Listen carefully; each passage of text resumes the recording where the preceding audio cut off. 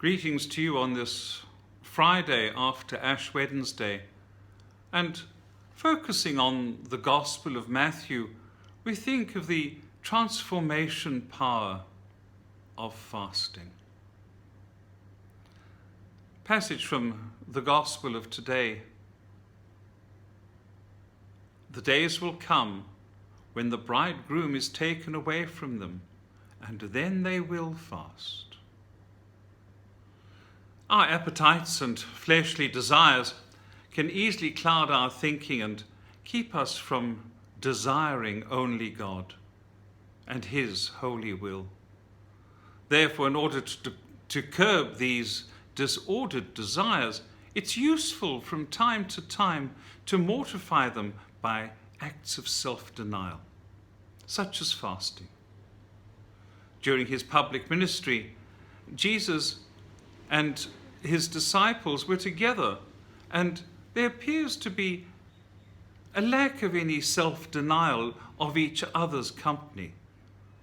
But one can only speculate that because Jesus was so intimately present to them, that one day his divine presence would be sacrificed to the earth and any other disordered affection. But that day did come, and Jesus was taken away from them, first of all by his death, and shortly after that his ascension into heaven. And after his ascension into heaven and Pentecost, the relationship between Jesus and his disciples changed quite drastically, because he was no longer tangible and physically present. No longer the daily dose of authoritative teaching and inspired miracles. Instead, their relationship with Jesus had taken on the form of a different dimension. Disciples now were intimate with the Lord, but not in a physical sense.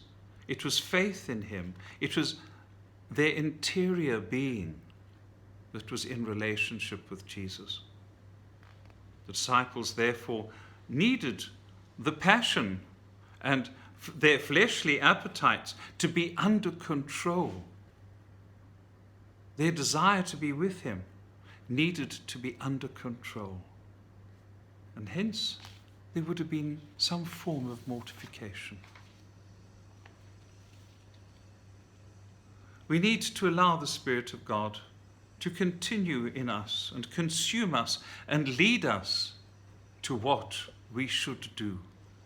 Fasting and other forms of mortification help us to stay focused upon the Spirit rather than upon our weakness and our earthly temptations. Today, spend some time in reflection upon the importance of fasting and mortification of the flesh. These penitential acts are usually undesirable at first, but that is the key. Doing things that sometimes we find undesirable, we strengthen our spirit and take greater control and enable the Lord to use us and direct us in the actions that are more effective. Commit ourselves to the Lord. This holy practice we will find amazing, and see how transforming this feast and the feast of fasting can be.